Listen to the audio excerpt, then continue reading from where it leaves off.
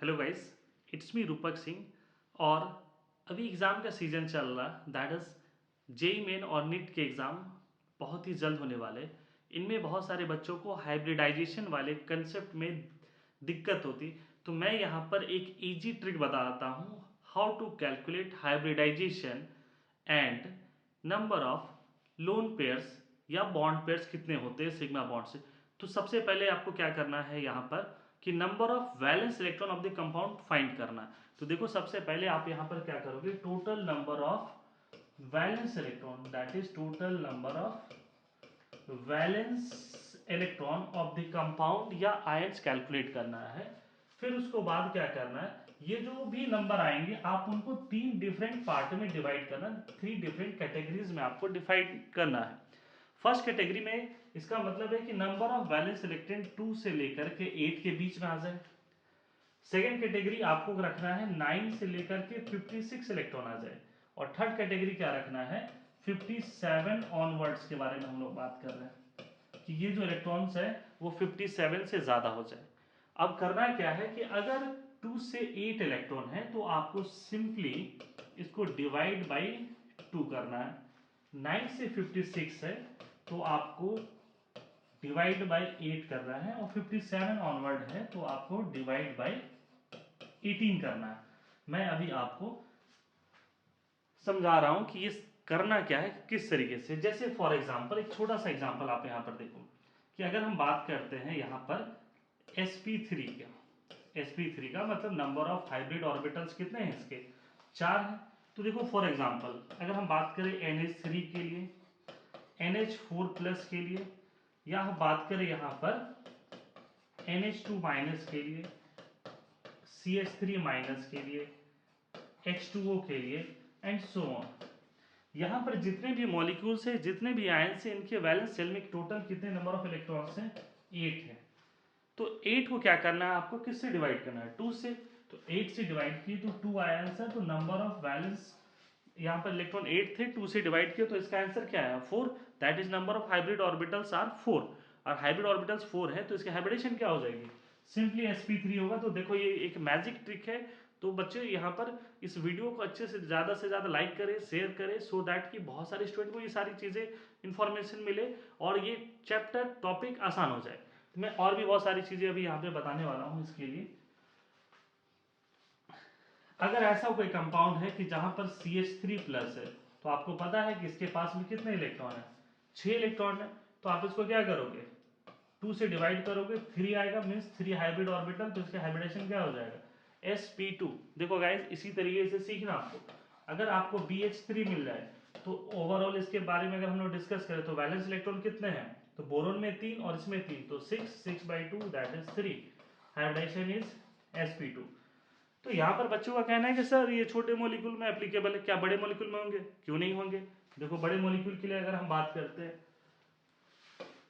PCl5, PCl5 की बात करें तो फास्फोरस के वैलेंस शेल में कितने इलेक्ट्रॉन होते हैं, 5। क्लोरीन में 7 है, लेकिन क्लोरीन 5 टाइम्स है, तो ओवरऑल कितने हो गए, 40। तो ये जो 40 है नंबर ऑफ वैलेंस इलेक्ट्रॉन है PCl5 में, तो यहाँ पर ये सेकेंड वाले में आ गया। तो इसको हमें डिवाइड किससे करेंगे, 8 से डिवाइड करेंगे। तो देखो ये कितना आसान है कि 40 से 8 से डिवाइड किए, ये 5 टाइम्स में कैंसिल हो गए। इसके मतलब है कि इसके पास में total number of hybrid orbitals 5 है, और जो पहली बार डिवाइड होता है वो सिग्मा बॉन्ड को रिप्रेजेंट करता है। मीन्स ये हाइब्रिडाइजेशन क्या हो जाएगा, sp3d किसके लिए, तो PCl5 के लिए। सर लोन पेयर नहीं पता चल पाया, तो देखो सेम ट्रिक हम फिर लगाते हैं। आप यहाँ पे बच्चों को दिक्कत होता है सर SF4 में, SF4 का कैसे कैलकुलेट करना। तो सल्फर के वैलेंस सेल में 6 इलेक्ट्रॉन एंड फ्लोरीन के वैलेंस सेल में 7, और ये 4 है, तो ये ओवरऑल क्या हो जाएगा, 6 + 28 दैट इज 34।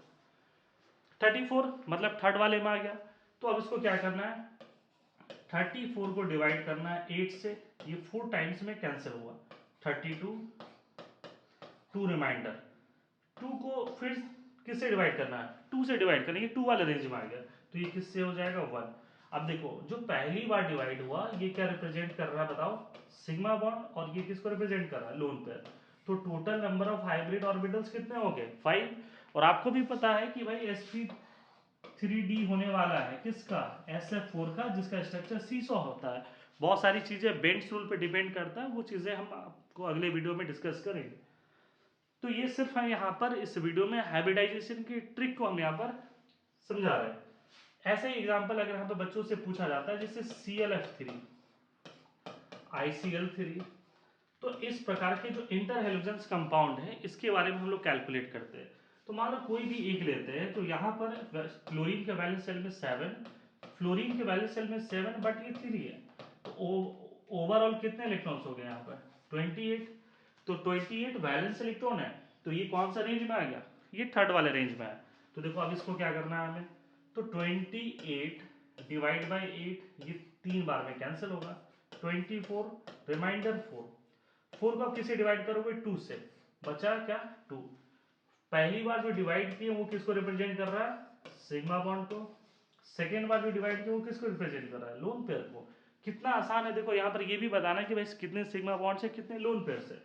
तो यहाँ पर हाइब्रिडाइजेशन क्या हो जा रहे हैं, 5 हाइब्रिड ऑर्बिटल्स हैं इसके, 5 हाइब्रिड ऑर्बिटल्स, मतलब ये क्या हो जाएगा आपका sp3d हाइब्रिडाइजेशन।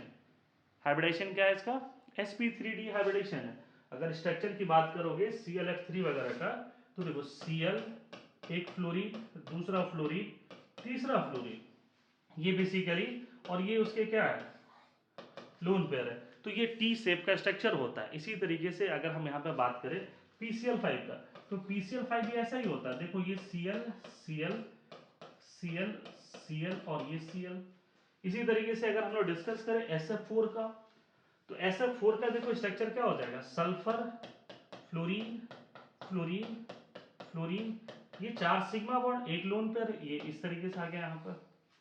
तो ये देखो कितने इजी ट्रिक में हमने यहाँ पे हाइब्रिडाइजेशन इन सब मॉलिक्यूल के लिए कर दिए।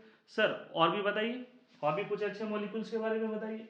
तो देखो यहाँ पर हम लोग जैसे अगर बात करें कि XeF2 का, जेनोन के कंपाउंड का हाइब्रिडाइजेशन बताना बच्चों को टफ लगता है। देखो मैं इसे कितने आसान तरीके से इसको कर दे रहा हूँ।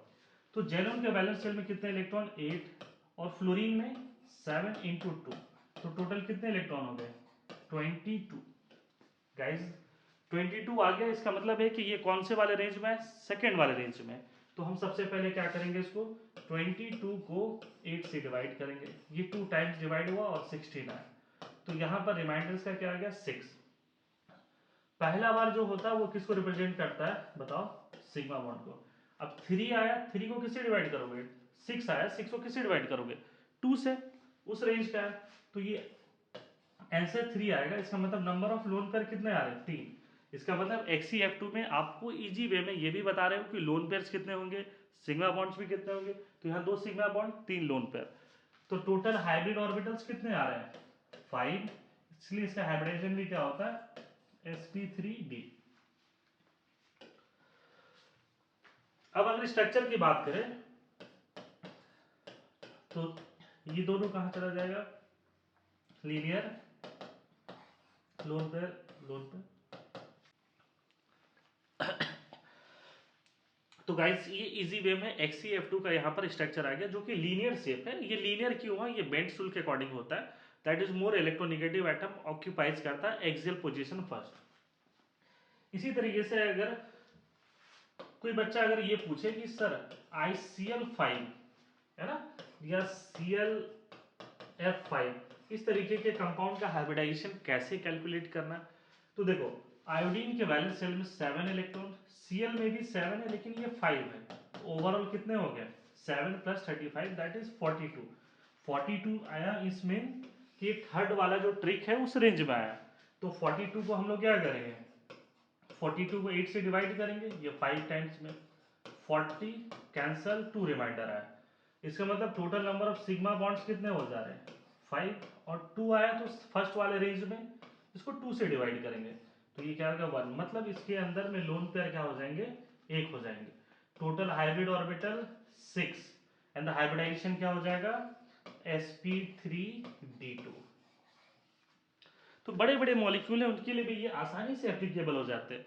एक और लास्ट यहाँ पर मैं यहाँ पर करने वाला हूँ, दैट इज ICl या IF7 के बारे में। तो यहाँ पर सबसे इंपॉर्टेंट एक मॉलिक्यूल ले रहा हूँ IF7। तो पहले नंबर ऑफ वैलेंस इलेक्ट्रॉन कितने होंगे, तो आयोडीन में 7 होते हैं और फ्लोरीन में भी 7 है और फ्लोरीन 7 टाइम्स है। पहले कैसे कैलकुलेट कर रहे हैं, ये number of valence electron of the compound यहाँ पर कैलकुलेट कर रहे हैं। तो आयोडीन का 7 और फ्लोरीन में भी 7 होते हैं और फ्लोरीन 7 है, तो ओवरऑल ये कितने हो गए 56। तो देखो 56 जो है वो सेकेंड वाले रेंज में, इसको 8 से डिवाइड करेंगे तो ये क्या हो जाएगा 7 टाइम्स में। तो यहाँ पर ये 56 कैंसिल हो गया, नो लोन पेयर, 7 के 7 क्या हो जाएंगे सिग्मा बॉन्ड्स। इसलिए देखो यहाँ पर IF7 क्या होता है, इसके हाइब्रिडाइजेशन की बात करें तो 7 सिग्मा बॉन्ड है, तो एक S 3P और 3D, मतलब sp3d3, ये हाइब्रिडाइजेशन होता है किसका, इस कंपाउंड का। अगर स्ट्रक्चर पूछोगे तो पेंटागोनल बाइपिरामिडल स्ट्रक्चर क्या हो जाएगा, पेंटागोनल बाइपिरामिडल। तो ये फ्लोरीन इधर की तरफ है और यहाँ पर 5 फ्लोरीन आपको इस तरीके से रखना है जो कि प्लेन में रहेंगे। ये फ्लोरीन जो है वो क्या है प्लेन में है, इसलिए आपको दिख रहा है ये पेंटागोनल की तरह दिखाई देगा। तो गाइस मैंने एक छोटा सा वीडियो, ये हाइब्रिडाइजेशन का मैंने यहाँ पर कोई थ्योरी नहीं पढ़ाया, ट्रिक सो दैट कि आपके अपकमिंग एग्जाम जो नीट है जेई मैंने वहाँ पर आपके काम है। और यहाँ पर एक और चीज मैं थोड़ा सा रिलेट करना चाह रहा हूँ जहाँ पे बच्चों को बहुत सारी चीजें समझ में आएगा। वो रिलेशन है that is sp3d2 and sp3d3। इन तीनों में कुछ चीजें रिलेट करने वाला हूँ। देखो sp3 की अगर हम लोग बात करें sp3d का है ना, तो ये जो स्ट्रक्चर होता है ये कुछ ऐसा होता है ट्राइगोनल बाइपिरामिडल, मतलब इसका बेस जो है वो 3 है। sp3d2 में ये देखोगे तो ये क्या होता है, ये ऑक्टाहेड्रल होता है जहां पर एक ऊपर और एक इस तरीके का नीचे होता है, मतलब 4 एटम प्लेन में, मतलब एक बढ़े तो 3 मेंबर से कहां पे बढ़े 4 मेंबर। और sp3d में आते हैं तो यहाँ का जो इसका बेस होता है ये 5 मेंबर का होता है, इसलिए इसको बोलते हैं पेंटागोनल बाइपिरामिडल। तो देखो गाइस ये आसानी से स्ट्रक्चर अब आपको ये याद हो जाएंगे। और एक चीज आपको यहाँ पर रिलेट कराना चाह रहे हैं, बॉन्ड लेंथ। यहाँ पे दो प्रकार के बॉन्ड होते हैं, एक एक्सियल एक इक्वेटोरियल। ये जो परपेंडिकुलर वाले जितने दिख रहे हैं वो सारे हैं एक्सियल एव, और जो प्लेन वाले हैं वो क्या है इक्वेटोरियल। तो यहां पर देखो sp3d में क्या होता है, एक्सियल बॉन्ड जो होता है वो लॉन्गर होता है इक्वेटोरियल से। इसमें क्या होता है एक्सियल इक्वल टू इक्वेटोरियल, मतलब इसमें एक्सियल और equatorial bond length are equal. और इधर आओगे तो ये रिवर्स हो जाता है, मीन्स यहाँ पर axial is smaller than equatorial. तो यहाँ पर गाइस मैंने छोटे से ये 13 मिनट के वीडियो में बहुत कोशिश किया कि हाइब्रिडाइजेशन अच्छे से समझा दो। तो guys please like and share my videos so that everyone will get the benefits of this one. Okay guys.